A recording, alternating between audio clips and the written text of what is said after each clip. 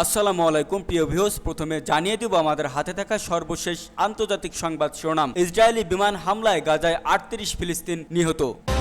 এবার ফিলিস্তিনের মতো আকাশ থেকে লেবাননে লিফলেট ফেললেন ইসরায়েল। এদিকে ইসরায়েল ফিলিস্তিন দ্বিরাষ্ট্র সমাধান, স্পেনে বৈঠক। অন্যদিকে ভারতের মুসলিমদের নিয়ে ইরানের সর্বোচ্চ নেতার মন্তব্য, নিন্দা জানালো নয়াদিল্লি। আরও জানিয়ে দেব ফোন করে ট্রাম্পের খোঁজ নিলেন বাইডেন। সর্বশেষ জানিয়ে দেব পাকিস্তানের সঙ্গে সম্পর্ক নিয়ে করা বার্তা ভারতের। এতক্ষণ শুনছিলেন সংবাদ শিরোনাম, এখন বিস্তারিত। তার আগে আমাদের ভিডিওটি ভালো লেগে থাকলে লাইক, কমেন্ট এবং সাবস্ক্রাইব করবেন এবং কে কোথা থেকে দেখছেন কমেন্ট করে জানিয়ে দিবেন। ইসরায়েলি বিমান হামলায় গাজায় 38 ফিলিস্তিনি নিহত। ফিলিস্তিনের অবরুদ্ধ গাজা উপত্যকা ইসরায়েলি হামলায় গত 24 ঘন্টায় 38 ফিলিস্তিনি নিহত হয়েছেন। নিহতদের মধ্যে নারী ও শিশুরা রয়েছেন। মঙ্গলবার 17 সেপ্টেম্বর কাতার ভিত্তিক সংবাদ মাধ্যম আল জাজিরার এক প্রতিবেদনে এই তথ্য জানানো হয়েছে। ফিলিস্তিনি সংবাদ মাধ্যম ওয়াফা নিউজ এজেন্সি জানিয়েছে, ইসরায়েলি সেনারা সাবরা সিটির পার্শ্ববর্তী একটি এলাকায় বোমা হামলা চালিয়েছে। এতে অন্তত 3 জন নিহত হয়েছেন। প্রতিবেদনে বলা হয়েছে, নিহতদের মধ্যে একজন নারী ও একজন শিশু রয়েছে। সেনাদের এই হামলায় আরও কয়েকজন আহত হয়েছেন। আল জাজিরা জানিয়েছে, গাজায় ইসরায়েলি হামলায় 41,200 জনের বেশি মানুষ নিহত হয়েছেন। দেশটির এই হামলায় আহত হয়েছেন আরও অন্তত 95,000-এর বেশি। গাজায় বেসামরিক প্রতিরক্ষা সংস্থা জানিয়েছে, সোমবার উপত্যকায় ইসরায়েলি বিমান হামলায় অন্তত 35 ফিলিস্তিনি নিহত হয়েছেন।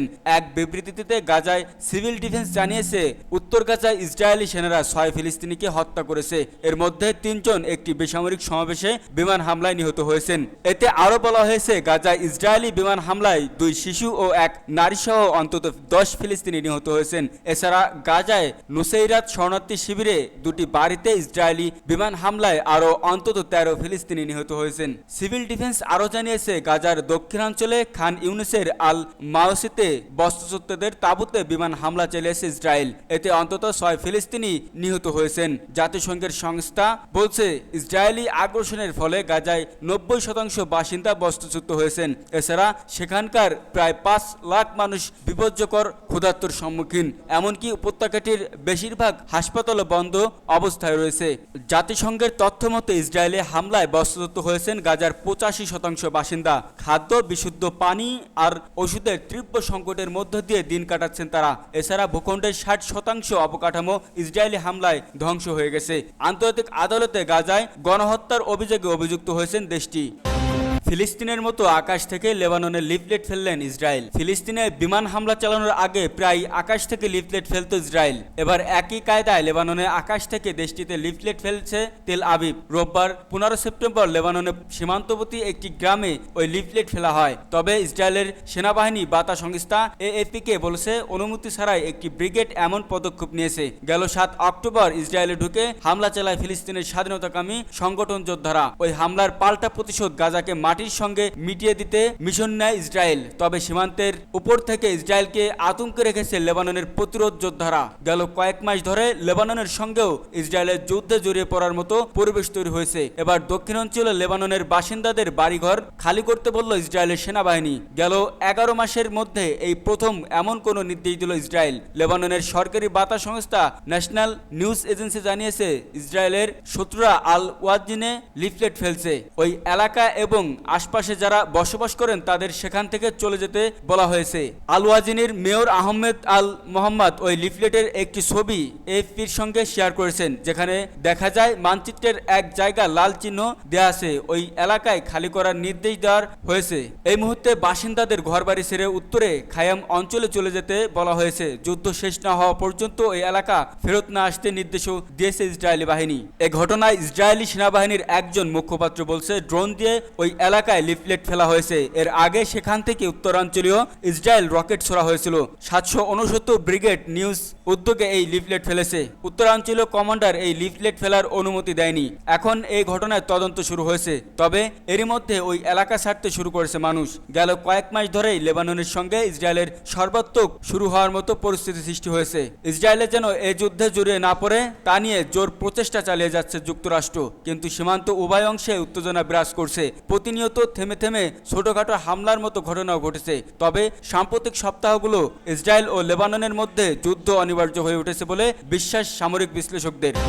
ইসরায়েল ফিলিস্তিন দ্বিরাষ্ট্রীয় সমাধান, স্পেনে বৈঠক। গাজা যুদ্ধের অবসান ও ইসরায়েল ফিলিস্তিন সংঘাত নিরসনে দ্বিরাষ্ট্রীয় সমাধান এগিয়ে নেওয়ার লক্ষ্যে স্পেন একটি বৈঠক হয়েছে। ইউরোপীয় দুই দেশের পাশাপাশি কয়েকটি মুসলিম দেশের নেতারা শুক্রবার ওই বৈঠকে অংশ নেন। খবর এএফপির। সম্প্রতি নরওয়ে ও আয়ারল্যান্ডের পাশাপাশি স্পেনও ফিলিস্তিনকে স্বাধীন রাষ্ট্রের স্বীকৃতি দেয়। এরই ধারাবাহিকতায় দ্বিরাষ্ট্র সমাধানের লক্ষ্যে ওই বৈঠক আয়োজন করল দেশটি। বৈঠকে নরওয়ে ও স্লোভেনিয়ার দুই পররাষ্ট্রমন্ত্রীর পাশাপাশি অংশ নেন ইউরোপীয় ইউনিয়নের পররাষ্ট্র বিষয়ক প্রধান জোসেফ বোরেলো। মন্ত্রী পর্যায়ে এই বৈঠকে মধ্যপ্রাচ্য শান্তি ও নিরাপত্তার বিষয়ে আন্তর্জাতিক সম্প্রদায়ের সম্পৃক্ততা জোরদার করার প্রয়োজনীয়তা এবং দ্বিরাষ্ট্রীয় সমাধানের ভিত্তিতে এগিয়ে যাওয়ার পথে একটি আন্তর্জাতিক ঐক্যমত তৈরির চ্যালেঞ্জ নিয়ে আলোচনা হয়। মুসলিম দেশগুলোর প্রতিনিধির মধ্যে উপস্থিত ছিলেন ফিলিস্তিনের প্রধানমন্ত্রী মোহাম্মদ মুস্তফা। পাশাপাশি অংশ নেন মিশর, সৌদি আরব, কাতার, জর্ডান, ইন্দোনেশিয়া, নাইজেরিয়া ও তুরস্কের সমন্বয়ে গঠিত আরব ইসলামিক কন্টেন্ট গ্রুপ ফর গাজার সদস্যরা। তবে ইসরায়েলের কোনো প্রতিনিধি ওই বৈঠকে ছিলেন না। যুদ্ধের শুরু থেকেই গাজা ইসরায়েলের আক্রমণের বিরুদ্ধে সোচ্চার স্পেনের প্রধানমন্ত্রী পেদ্রো সানচেজ। মূলত তার তৎপরতায় স্পেন গেল 28 মে আয়ারল্যান্ড ও নরওয়ের সঙ্গে আনুষ্ঠানিকভাবে ফিলিস্তিনি রাষ্ট্রকে স্বীকৃতি দেয়। ভারতের মুসলিমদের নিয়ে ইরানের সর্বোচ্চ নেতার মন্তব্য, নিন্দা জানালো নয়াদিল্লি। ভারতের সংখ্যালঘু সম্প্রদায় নিয়ে ইরানের সর্বোচ্চ নেতা আয়াতুল্লাহ আলী খামেনির মন্তব্যের তীব্র নিন্দা জানিয়েছে নয়াদিল্লি। সোমবার ভারতের পররাষ্ট্র মন্ত্রণালয়ের মুখপাত্র রণধীর জয়সওয়াল এই প্রতিক্রিয়া জানিয়েছেন। রণবীর জয়সওয়াল বলেছেন, ইরানের সর্বোচ্চ নেতা ভারতের সংখ্যালঘুদের নিয়ে যে মন্তব্য করেছেন তার তীব্র নিন্দা জানাই আমরা। এগুলো ভুল তথ্য এবং অগ্রহণযোগ্য। যেসব দেশ সংখ্যালঘুদের নিয়ে কথা বলছে, পরামর্শ দিচ্ছি তারা যেন অন্যদের নিয়ে পর্যবেক্ষণ দেওয়ার আগে নিজেদের কর্মকাণ্ডের দিকে নজর দেয়। এর আগে সোমবারেই ইরানের রাজধানী তেহরানে ধর্মীয় নেতাদের একটি সমাবেশে বক্তব্য দেন খামেনি। সেখানে তিনি ফিলিস্তিনিদের গাজা, ভারত ও মিয়ানমারের মুসলিমদের দুর্দশা নিয়ে কথা বলেন। পরে ওই বক্তব্যের অংশ খামেনির এক্স অ্যাকাউন্টেও প্রকাশ করা হয়। এক্সে খামেনি ওই পোস্টে বলা হয়, মিয়ানমার, গাজা, ভারত অথবা অন্য কোনো স্থানে মুসলিমরা যে দুর্দশার মধ্যে রয়েছে তার প্রতি যদি অমনোযোগী হয়ে পড়ি তাহলে আমরা নিজেদের মুসলিম হিসেবে বিবেচনা করতে পারি না। ফোন করে ট্রাম্পের খোঁজ নিলেন বাইডেন। আততায়ীর হামলা থেকে বেঁচে যাওয়ার পর ডোনাল্ড ট্রাম্পকে ফোন করেন মার্কিন president Joe Biden. White House জানিয়েছে বেশ কিছুক্ষণ কথা হয়েছে দুইজনের মধ্যে। আন্তরিক কথোপকথনে ট্রাম্প নিরাপদে থাকার স্বস্তি প্রকাশ করেন বাইডেনকে। ফোন কলের জন্য প্রেসিডেন্টকে ধন্যবাদ জানান রিপাবলিকান নেতা ট্রাম্প। ডোনাল্ড ট্রাম্পের এক বিবৃতিতে বলা হয়, সৌজন্য ও হৃদ্যতাপূর্ণ ছিল তাদের আলাপ। সিক্রেট সার্ভিসের নিরাপত্তা ব্যবস্থা নিয়ে কথা হয়েছে দুইজনের। হোয়াইট হাউস জানিয়েছে হামলা চেষ্টার খবর পেয়েই এর আগেও একবার ট্রাম্পের সাথে কথা বলার চেষ্টা করেন বাইডেন, তবে সংযোগ স্থাপন সম্ভব হয়নি। দ্বিতীয়বারে যোগাযোগ হয় দুজনের। পাকিস্তানের সঙ্গে সম্পর্ক নিয়ে কড়া বার্তা দিল ভারত। পাকিস্তানের সঙ্গে সম্পর্ক নিয়ে কড়া বার্তা দিয়েছে ভারতের পররাষ্ট্রমন্ত্রী এস জয়শঙ্কর। এক অনুষ্ঠানে তিনি ভারতের সঙ্গে পাকিস্তানের সম্পর্ক নিয়ে কড়া ভাষায় মন্তব্য করেন। পাকিস্তানের সংবাদ মাধ্যম ডনের এক প্রতিবেদনে ওই তথ্য জানানো হয়েছে। জয়শঙ্কর বলেন, পাকিস্তানের সঙ্গে নির্বিচ্ছিন্ন সংলাপের যুগ শেষ। সীমান্তের ওপারে যা ঘটবে সে অনুসারে ভারত ইতিবাচক বা নৈতিকবাচক জবাব দেবে। তিনি বলেন, জম্মু কাশ্মীর নিয়ে উদ্বেগের আমি বলতে চাই যে সংবিধানের 370 অনুচ্ছেদ বাতিল করা হয়েছে। ফলে আমরা পাকিস্তানের সঙ্গে কেমন সম্পর্ক রাখতে চাই সেটি হলো বিষয়। আমরা নিষ্ক্রিয় নই। ইতিবাচক বা নেতিবাচক যেমন ঘটনা ঘটানো হবে আমরা সেভাবে প্রতিক্রিয়া জানাবো। পাকিস্তানের রাজধানী ইসলামাবাদে এসসিওর শীর্ষ সম্মেলন হওয়ার কথা রয়েছে। এই সম্মেলনে সংস্থাটির সদস্য দেশগুলোর রাষ্ট্র ও সরকার প্রধানরা অংশ নেবেন। এতে ভারতের প্রধানমন্ত্রী নরেন্দ্র মোদীকেও আমন্ত্রণ জানানো হয়েছে বলে জানিয়েছে পাকিস্তান স্বরাষ্ট্র মন্ত্রণালয়ের মুখপাত্র মুমতাজ জাহারা বালুস।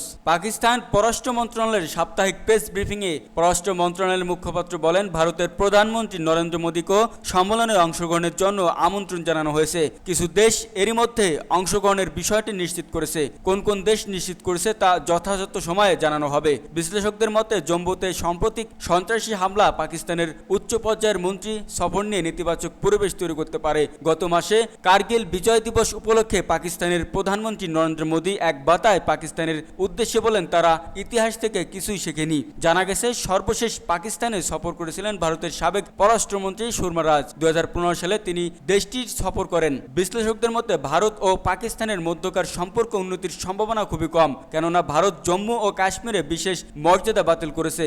অন্যদিকে এই সিদ্ধান্ত প্রত্যাহার চায় পাকিস্তান।